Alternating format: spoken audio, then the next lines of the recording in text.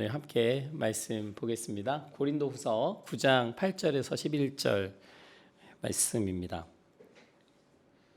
고린도후서 9장 8절에서 11절 말씀 우리 함께 일어나셔서 한 목소리로 읽어보도록 하겠습니다. 함께 읽겠습니다. 시작. 하나님께서는 여러분에게 온갖 은혜가 넘치게 하실 수 있습니다. 그러므로 여러분은 모든 일에 언제나 쓸 것을 넉넉하게 가지게 되어서 온갖 선한 일을 얼마든지 할 수 있습니다. 이것은 성경에 기록한 바 그가 가난한 사람들에게 아낌없이 뿌려주셨으니 그의 의가 영원히 있다 한 것과 같습니다. 심는 사람에게 심을 씨와 먹을 양식을 공급하여 주시는 하나님께서 여러분에게도 씨를 마련하여 주시고 그것을 여러 갑절로 늘려주시고 여러분의 의의 열매를 증가시켜 주실 것입니다. 하나님께서 여러분을 모든 일에 부요하게 하심으로 여러분이 후하게 헌금을 하게 될 것입니다. 우리가 여러분의 헌금을 전달하면 많은 사람이 하나님께 감사를 드리게 될 것입니다. 아멘. 우리 자리에 앉아 주시겠어요? 오늘은 지난 주일에 이어서 이 고린도 교회가 재정을 모으고 있었잖아요. 그래서 재정을 모아서 예루살렘 교회 여러 가지 기근과 어려움을 겪고 있었던 그 유대인들로 구성된 예루살렘 교회를 돕기 위해 계속 모으던 그 헌금, 후원금이 있었는데 그것을 계속 사도 바울이 독려하는 글을 지난주에 말씀 나눴던 8장과 오늘 9장 이 두 장에 걸쳐서 이야기를 하고 있습니다. 오늘 말씀의 제목 읽어보면서 우리 지난주 말씀과 이어서 하나님 말씀을 나누려고 하는데요.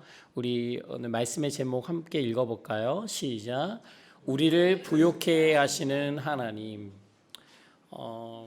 우리 아이가 지금 윤서밖에 없네. 그 윤서한테 물어봐야 되겠다. 윤서야, 부요하다는 게 뭐죠? 부요하다? 좀 어렵죠, 말이. 잘 안 쓰는 말이잖아요. 부요하다. 모르겠어요. 부요하다. 여러분, 부요하다 뭔가요? 부요하다. 저 몰라서 묻는 거예요.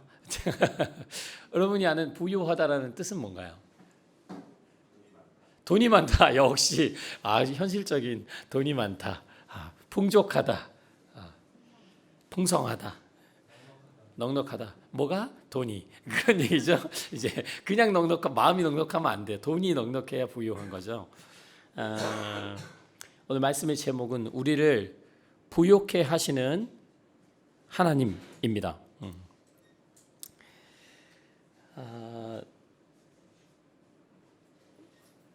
여러분 누구나 부유하게 되기를 원하죠.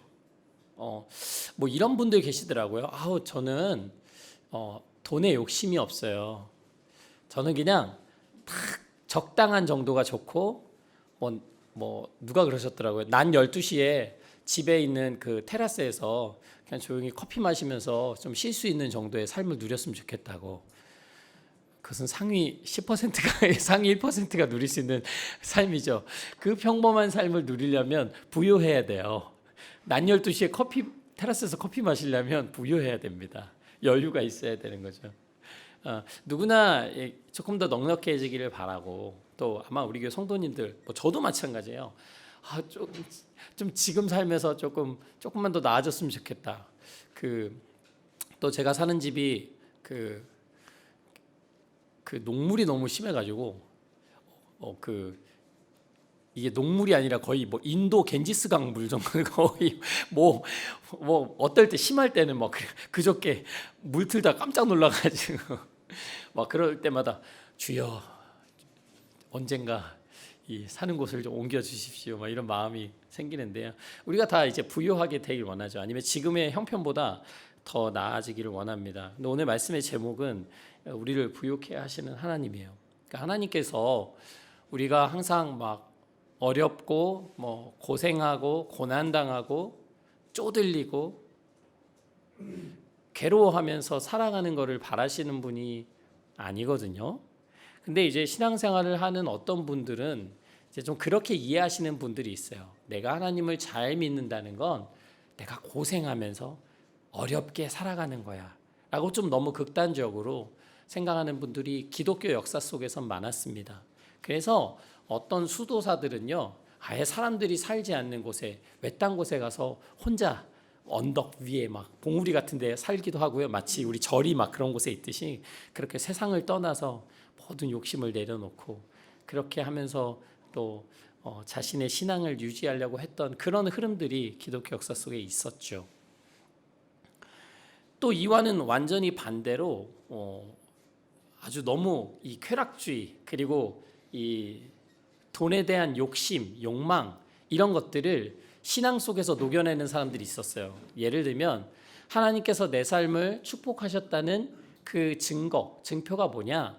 그것은 결국 내 환경, 또 내 물질, 경제적 환경이 나아졌다. 그래서 만약에 돈을 많이 벌었어요. 아니면 뭐 예전에 뭐 이렇게 조그마한 땅을 샀는데 거기가 확 올랐어요. 그러면 하나님이 이것을 통해서 우리 가정을 복 주셨구나. 이렇게 지극히 어떤 그런 세속적인 그런 욕심과 욕구를 하나님을 믿는 신앙과 연결하는 그런 흐름들도 역사 속에 늘 있어 왔죠. 우리는 오늘 고린도후서 9장을 통해서 하나님께서 말씀하시는 풍성함, 부요함, 그리고 우리를 부요케 하시는 그 하나님이 말씀하시는 그 부요함이라는 것이 무엇인지를 좀 같이 살펴보고자 합니다. 이 예루살렘 교회를 돕는 일을 시작했던 교회가 고린도 교회였어요. 그래서 고린도 교회가 굉장히 초기에 뜨거웠거든요. 그러니까 파이팅이 있었어요. 그래서 고린도 교회가 재정을 모아서 예루살렘 지역, 예루살렘 교회를 돕는다는 소식들을 바울을 통해서 여러 지역, 다른 지역에 있는 교회들이 들었습니다. 그러니까 그 교회들이 이 얘기를 듣고 그 교회들도 도전을 받은 거예요.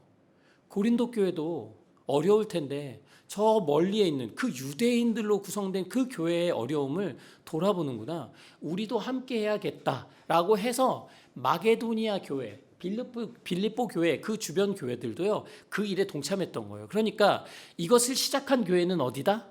고린도 교회였던 거예요. 그런데 이게 재밌어진 거죠. 고린도 교회가 그런 일을 시작해서 다른 교회가 도전을 받았는데 고린도 교회가 그것을 하다가 중단해 버렸네. 사도 바울은 계속 고린도 교회가 이런 일을 시작했습니다.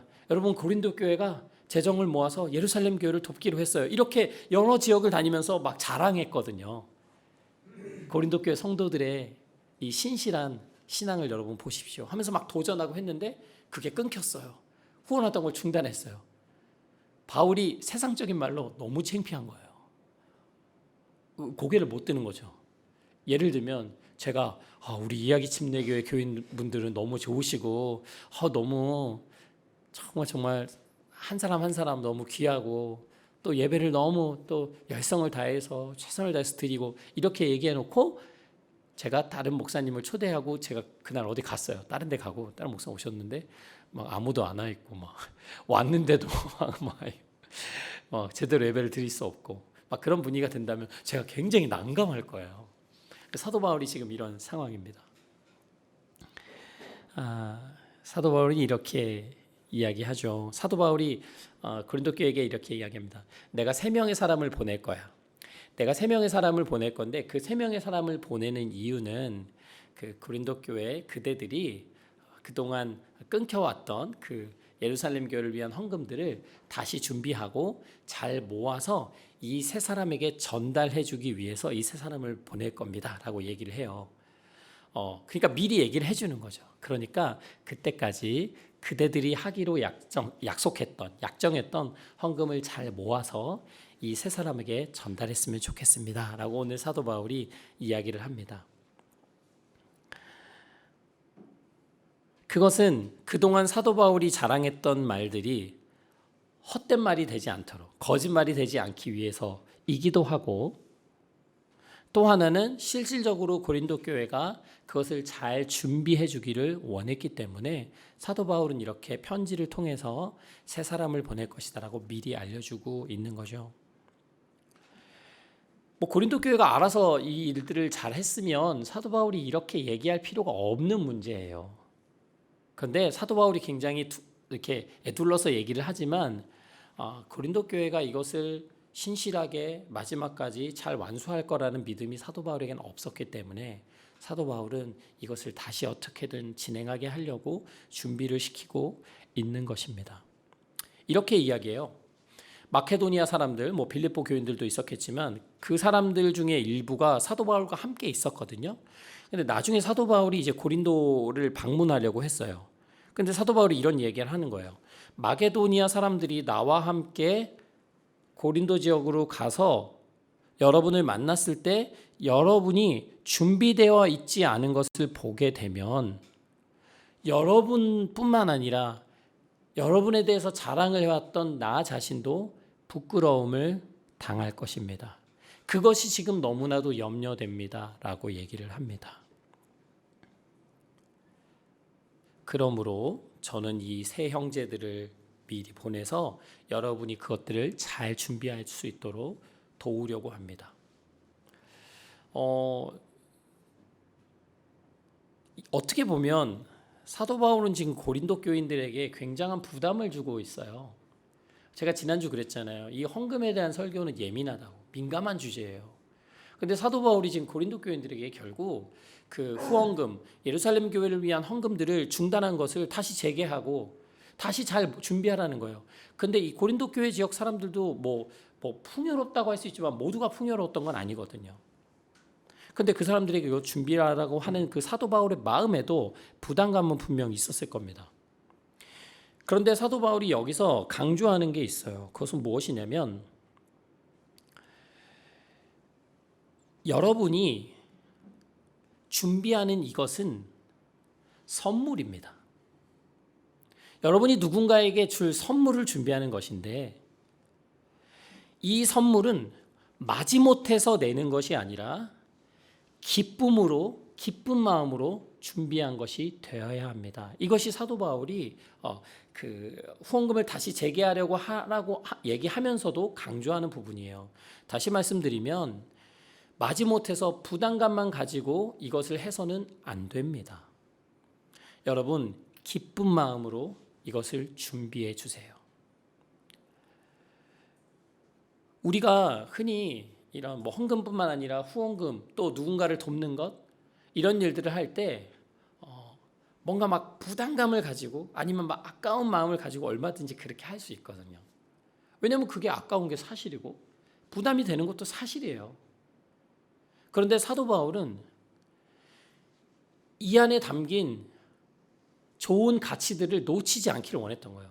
이것이 마치 내 살점을 떼주는 그런 일들이 아니라 이것은 여러분에게도 유익한 것인데 그렇기 때문에 여러분이 즐겁고 기쁜 마음으로 이 일을 했으면 좋겠다라고 당부를 하고 있는 거죠. 근데 이렇게 아무리 얘기를 해도 여러분도 마찬가지겠지만 내 것을 떼어주라고 하는 얘기를 들었을 때 기쁜 마음으로 할 수 있는 사람은 저는 별로 없을 거라고 생각합니다. 뭐 있을 수도 있겠지만 실제로 이야기 침례교회가 이제 3년이 이제 다 되어 가요. 여러분의 헌신과 또 마음을 함께 해주고 또 재정적으로 또 헌금으로 함께 해주고 또 했기 때문에 지금까지 저희가 모여서 또 이 공간에서 예배를 드리고 또 교회의 이름을 가지고 무언가를 할 수 있었어요. 그런데 저희 교회가 개척교회다 보니까 저는 예상하지 못했는데 주변에서 도움의 손길들이 막 있더라고요. 그래서 정말 뭐 진짜 예상치 못한 여러 곳에서 저희를 이렇게 후원해주고 계세요.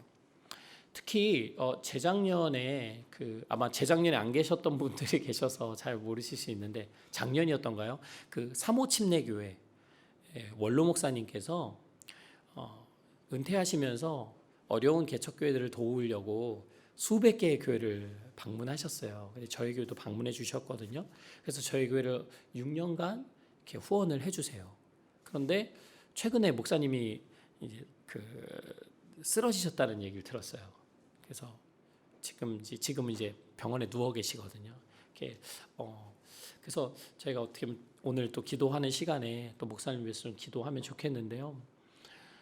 어떻게 보면 연관이 없어요. 저랑 관련된 분도 아니고 저희를 모르는 분인데 뭐 목사님뿐만 아니라 여러분들이 저희 교회로서 자립할 수 있을 때까지 또 세워질 수 있을 때까지 이렇게 돕고 있습니다. 또 우리 교회 성도님들이 또 함께 해주셔서 지금 교회가 그렇게 세워지고 있어요. 이것은 무슨 얘기를 하는 거냐면 오늘 예루살렘 교회 1호 교회죠.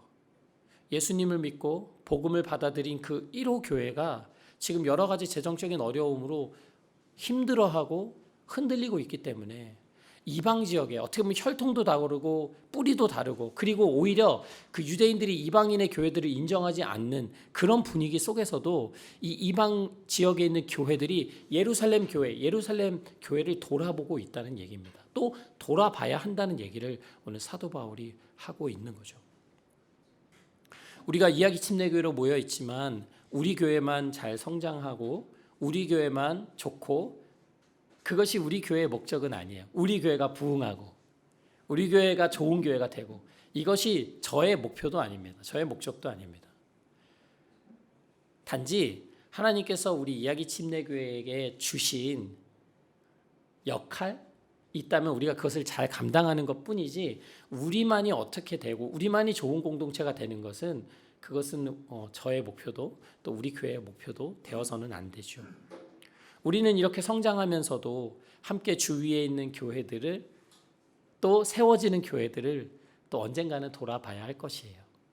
그래서 이제 모르겠어요. 추현호 목사님도 이제 내년이면 교회를 시작하잖아요. 그러면 뭐 저희도 개척교회고 저희도 미자립교회인데 모르겠어요. 어떻게 우리가 함께 그 교회가 세워지는 과정에 응원하고 기도하고 후원하고 도울 수 있는지 이것을 위해서 우리가 함께 기도하고 또 우리 교회 식구들이 함께 논의할 필요가 있다고 생각합니다. 여러분 교회는 하나님께서 그렇게 세워 가셔요. 그냥 그 교회가 알아서 해라. 그 교회가 능력이 있어야지. 그 교회가 문제 해결해야지. 스스로 자립하는 거지. 그런데 오늘 이 고린도후서 9장에서 사도 바울은 그렇게 얘기하지 않습니다. 예루살렘 교회 처음 시작됐던 그 교회가 어려움을 겪을 때 우리가 돌아봐야 하지 않겠습니까? 라고 오늘 고린도 교인들을 독려하고 있는 거예요. 그런데 그런 독려만으로는 사람들의 마음이 움직이지 않을 수가 있거든요. 그래서 사도 바울이 오늘 이어서 어떤 말씀을 하냐면 이런 이야기를 합니다. 요점은 이러합니다. 적게 심은 사람은 적게 거두고 많이 심는 사람은 많이 거둡니다. 너무나 당연한 얘기죠. 적게 심는 사람은 적게 거두고 많이 심는 사람은 많이 거둡니다. 각자 마음에 정한 대로 해야 하고 아까워하면서 내거나 마지못해서 하는 일은 없어야 합니다. 하나님께서는 기쁜 마음으로 내는 사람을 사랑하십니다. 사도 바울이 오늘 하는 전체 이야기의 요점이 이거래요. 적게 심는 사람은 적게 거두고 많이 심는 사람은 많이 거두는데 중요한 것은 각자 마음에 정한 대로 하고 아까워하면서 내거나 마지못해서 하는 일이 없어야 합니다. 하나님께서는 기쁜 마음으로 내는 사람을 사랑합니다. 그러니까 여러분 크고 작은 것 중요하지 않아요. 그리고 지금 할 수 없어서 할 수 없는 것조차도 괜찮아요. 그런 것에 대한 부담 갖지 말라는 거예요. 사도 바울이 하고 싶은 이야기는 무엇이냐면 마지못해 하지 않았으면 좋겠다. 할 수 있든 할 수 없든 크든 작든 기쁜 마음으로 했을 때 하나님께서 그 마음을 받아주시고 또 그 함께하는 그 재정을 하나님께서 기쁘게 받아주시고 또 그러한 마음으로 내는 사람을 하나님께서 사랑하신다라고 이야기하는 겁니다. 우리의 분에 지나게 우리의 신앙이 그것을 감당할 수 없는데 막 그 분에 넘도록 막 아까워하면서 부담스러워하면서 하는 것 그것은 하나님 기뻐하시는 헌신이 아니에요. 그러니까 여러분 우리의 시작은 하나님께서 주시는 기쁜 마음과 자원하는 마음에서 무엇을 하든지 시작해야 합니다. 사도 바울은 계속해서 이야기합니다. 하나님께서는 여러분에게 여러 가지 모든 온갖 은혜가 넘치게 하실 수 있는 분이십니다. 다시 말하면 지금 재정을 얘기하고 있잖아요. 재정적인 것에 있어서도 하나님께서 우리를 온전하게 부유하게 해주실 수 있는 분이라는 거예요. 돈, 재정, 재물 이것 또한 하나님 안에 있습니다라고 사도 바울이 이야기하고 있습니다. 여러분에게 온갖 은혜가 넘치게 하실 수 있는 하나님께서 여러분을 부유하게 하실 수 있습니다. 그러함으로 여러분은 모든 일에 언제나 쓸 것을 넉넉하게 가지게 되어서 온갖 선한 일을 얼마든지 할 수 있습니다. 사도 바울의 이 말은 고린도 교회 식구들에게는 엄청난 도전이었을 거예요. 사도 바울이 뭐라고 이야기하냐면 여러분은 모든 일에 언제나 쓸 것을 넉넉하게 가지게 되어서 온갖 선한 일을 얼마든지 할 수 있다. 고린도 교회 가족들이 이렇게 생각했을 거예요. 저도 어려운데요. 우리 교회도 지금 어려운데 어떻게 돌아보란 얘기죠? 사도 바울은 오히려 뒤집어서 얘기하는 거예요. 여러분, 모든 일에 언제나 쓸 것을 넉넉하게 가지게 되어서 선한 일을 할 수 있습니다. 오늘 우리가 10절부터 말씀을 읽었죠. 10절에 이렇게 나오잖아요. 심는 사람에게 심을 씨와 먹을 양식을 공급하여 주시는 하나님께서 여러분에게도 씨를 마련하여 주시고 그것을 여러 갑절로 늘려주시고 여러분의 의의 열매를 증가시켜 주실 것입니다. 여러분, 이 10절의 말씀의 내용은 그렇습니다.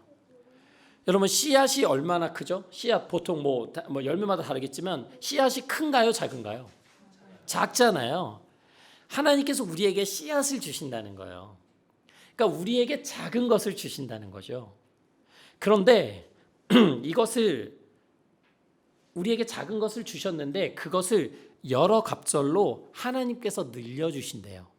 그러니까 우리가 가지고 있는 것은 작지만 그래서 그 씨앗을 받아서 우리가 심지만 하나님께서 그 작은 씨앗으로 여러 갑절로 늘려주신다는 겁니다. 그러면서 그것이 무슨 뜻이냐? 여러분의 의의 열매를 증가시켜 주실 것이다 라고 얘기하는 거예요. 이게 무슨 말이냐면 우리는 제가 부족해요.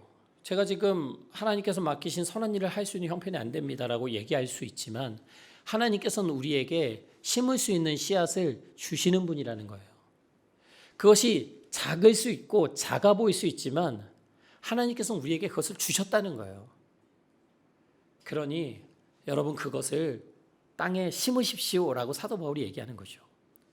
그 다음 열매 맺게 하시는 분은 하나님이시라는 거죠. 그렇기 때문에 내가 가진 씨앗이 크냐 작냐 많냐 고민하는 것이 아니라 기쁜 마음으로 그 작은 씨앗을 여러분 심으십시오라고 이야기하는 거예요. 씨앗을 심을 땐 모르죠. 여기서 얼마나 큰 열매가 나올지.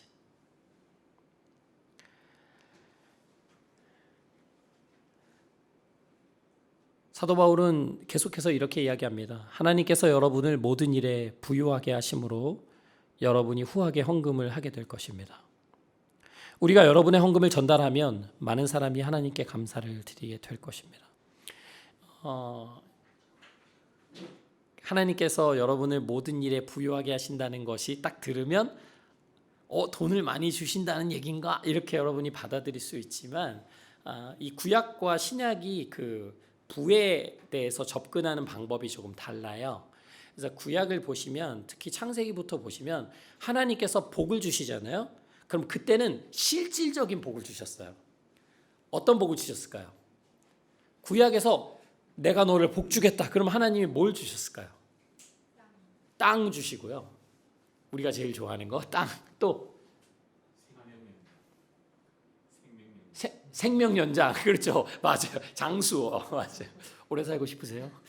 생명 연장. 또 먹을 거. 그렇죠. 뭐 땅이 있으면 이미 뭐 먹는 거는 해결됐다고 봐야 돼요. 또 중요한 거 있습니다. 자녀, 자손. 그러니까 구약에서 특히 이제 창세기부터 하나님께서 복 주신다 그러면 우리가 뭐 복을 구하는 신앙 잘못됐다고 막 비판하지만 아니에요. 하나님 복 주시면 진짜 그런 복을 주셨어요. 그래서 거부가 되죠. 그래서 아브라함, 이삭, 야곱, 뭐 그 아들 요셉까지 우리가 그 성경 인물이라고 하는 사람들이 거부들이에요. 그렇거든요. 근데 이제 이것이 이제 신약 시대로 오면서 이 부요함이라는 개념에 대해서 예수님께서 진정한 부요함이 무엇인지 다르게 풀어내십니다. 오늘 이곳에서도 이야기하는 것은 하나님께서 여러분을 모든 일에 부요하게 하심으로 여러분이 후하게 헌금을 하게 될 것입니다. 이것은 여러분 돈 많이 하나님께서 주시니까 돈이 너무 많으니까 그 많은 돈으로 헌금을 하게 될 것이다, 이런 이야기가 아니라 그것이 작을지라도 하나님께서 우리를 부요하게 하신다는 거예요. 하나님께서 주신 모든 것, 그것이 뭐 재정적인 것이든 건강이든 무엇이든 간에 하나님께서 우리를 그것을 부요하게 느끼고 부요하게 누리면서 살아가게 하신다는 거예요.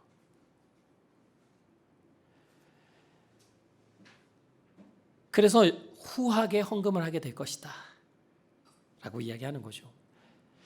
여기서 말하는 진정한 부요함이라는 것은 실질적, 물질적 부요함만을 말하는 것이 아니라 우리 마음의 부요함을 얘기해요. 우리 마음이 부요하면 우리가 가진 것을 가지고 다른 사람을 돌아볼 수 있는 여유가 생기거든요. 여러분, 돈이 실제로 많다고 다른 사람을 많이 꼭 돕는 건 아니에요. 그러니까 하나님이 우리를 부요하게 하신다는 것은 지금 내가 처한 환경 속에서 우리를 부요케 하신다는 거예요. 사도 바울이 걱정했던 것은 무엇이냐면 고린도 교회가 지금 형편이 넉넉하냐 뭐 쪼들리냐 그런 것이 아니에요. 어떤 상황이든 상관없이 하나님께서 그대들의 마음을 부요하게 하셨는데 여러분이 그 부요케 하신 하나님의 은혜를 받아들이고 여러분이 할 수 있는 형편 속에서 기쁜 마음으로 함께 예루살렘 교회를 도왔으면 좋겠습니다 라고 얘기하는 겁니다. 이것은 꼭 예루살렘 교회를 돕는 것이 아니라 우리가 하는 뭐 헌금 아니면 어떤 뭐 다른 사람을 돌아보는 일, 여러 가지 모든 일이 다 포함될 것이에요. 하나님께서 우리에게 주신 부요함을 가지고 우리가 하는 거예요. 억지로 부담 아니면 다른 사람을 의식해서 그렇게 해서는 안 된다는 거죠. 그런데 사도 바울이 이야기를 계속 이어가요. 우리가 여러분의 헌금을 예루살렘 교회에 전달하게 되면 많은 사람이 하나님께 감사를 드리게 될 것입니다. 여러분, 이것이 아까 사도 바울이 이야기한 씨앗을 우리가 심었을 때 하나님께서 맺게 하실 열매입니다. 우리가 작은 것을 심었지만 그것을 통해서 많은 사람들이 하나님께 감사하게 되는 것. 그냥 단순히 우리한테 도와주셔서 감사합니다 이런 것이 아니라 그것을 통해서 하나님께 감사하게 된다는 거예요. 하나님께 영광을 돌린다라고 오늘 사도 바울이 이야기하고 있습니다. 여러분이 하는 이 봉사의 일은 성도들의 어려움을 채워줄 뿐 아니라 많은 사람들로 하여금 하나님께 감사를 넘치게 드리게 할 것입니다. 여러분의 이 봉사의 결과로 그들은 하나님께 영광을 돌릴 것입니다. 이것이 오늘 고린도후서 9장의 고백이에요. 왜 그들이 하나님께 감사하고 하나님께 영광을 돌릴 것인가? 그것은 여러분이 하나님께 순종하여 그리스도의 복음을 삶으로 고백하고 또 그들과 모든 다른 사람에게 너그럽게 도움을 보낸다는 사실이 입증되었기 때문입니다. 그들은 또한 여러분에게 주신 하나님의 넘치는 은혜 때문에 여러분을 그리워하면서 여러분을 두고 기도할 것입니다. 사도 바울이 이야기해요. 그 예루살렘 교인들이 여러분의 헌금을 받았을 때에 여러분에게 주신 하나님의 넘치는 은혜 때문에 여러분을 위해서 기도할 것이다. 그것은 무엇이냐면 그러니까 도움을 받은 사람이 은혜를 받은 것이 아니라 이렇게 함께 후원하고 도울 수 있었던 그 고린도 교회에 베푸신 하나님의 넘치는 은혜로 예루살렘 교회가 고린도 교회를 그리워하고 그들을 위해 기도한다는 얘기입니다. 오늘의 전체 말씀을 정리해 보면 우리가 뭐 헌금을 하는 것이든 아니면 어느 교회를 돕고 어려운 사람을 돌아보는 이 모든 일들이 하나님의 넘치는 은혜를 경험한 우리 삶에서 그 넘치는 은혜로 인해서 그 은혜를 흘려보내는 과정이란 얘기예요. 하나님의 넘치는 은혜가 전해지는 거예요. 그것이 다른 사람에게 선한 영향력을 주는 거예요. 그래서 그들이 그 모습을 보고 단순히 우리에게 고마워하고 빚진 마음을 가지게 되는 것이 아니라 하나님께 영광 돌리고 하나님께 감사하게 된다라고 이야기하는 것이 오늘 사도 바울의 핵심입니다.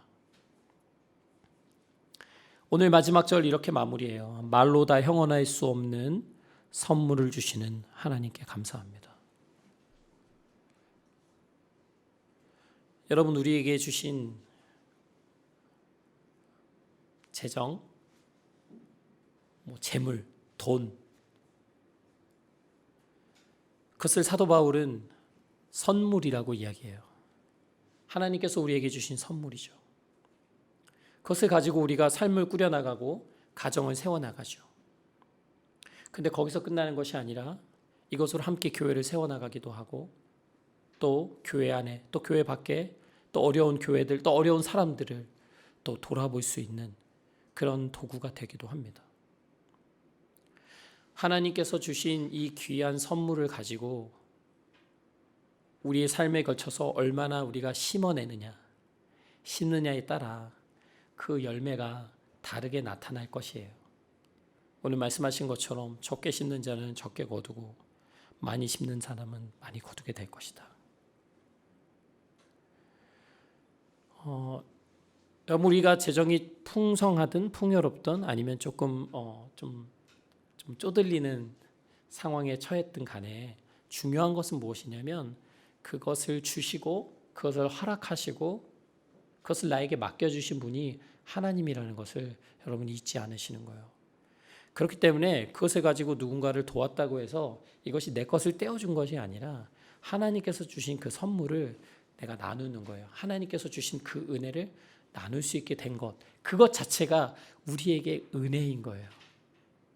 그것 자체가 우리가 부요하게 된 것이에요. 내가 지금 많이 누려서 부요한 것이 아니라 하나님께서 주신 선물을 나눌 수 있는 그런 마음을 주셨다면 그 사람은 부요한 삶, 하나님 앞에서 많이 심는 삶을 살아가고 있는 것입니다. 저는 또 저와 우리 이야기 침대교회 가족들, 우리 어린아이들도 마찬가지고 하나님께서 주신 은혜를 누리고 그 은혜를 흘려보내는, 그것이 말로만 흘려보내는 것이 아니라 실질적으로 우리에게 주신 것들을 나누는 삶을 여러분이 함께 살아가셨으면 좋겠습니다. 우리 시간 기도하겠습니다.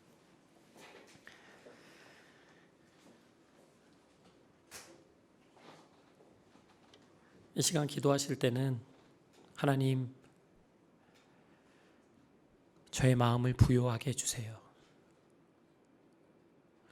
환경에 눌리지 않고 어떤 환경에 처하더라도 하나님께서 주신 그 귀한 재물과 또 환경에 감사하며 또 어려움에 처한 사람들을 함께 돌아볼 수 있는 그러한 부요한 마음을 주님 저에게 허락해 주세요.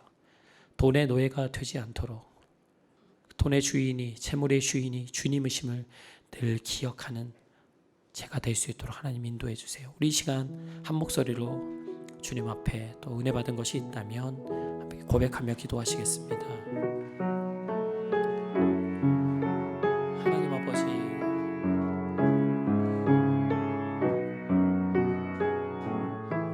주님, 우리의 마음을 부요케 하여 주시길 원합니다. 하나님, 어떤 욕망과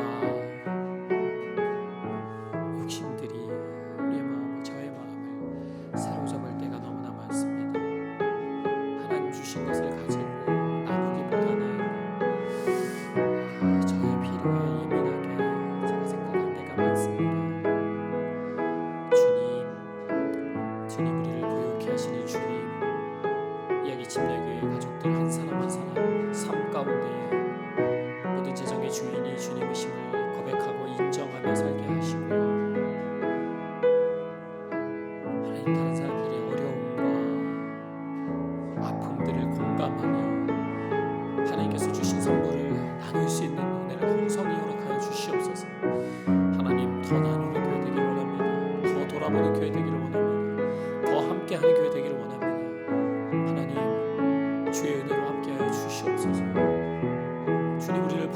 주님 그 은혜가 우리 교회 안에 충만히 임하기를 원합니다. 하나님 넉넉하게 하여 주시옵소서.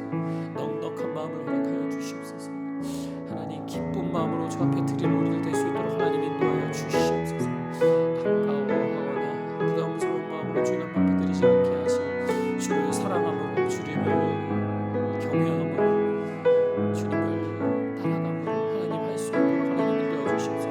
기쁨의 헌신이 기쁨의 지성이 주 앞에 온전히 드려지기를 간절히 원합니다. 하나님 우리 교회 안에 함께하여 주시옵소서. 이 모든 어려움들이 다른 사람을 돌아볼 수 있는 계기로 될 수 있도록 하나님 다스려 주시옵소서. 주님.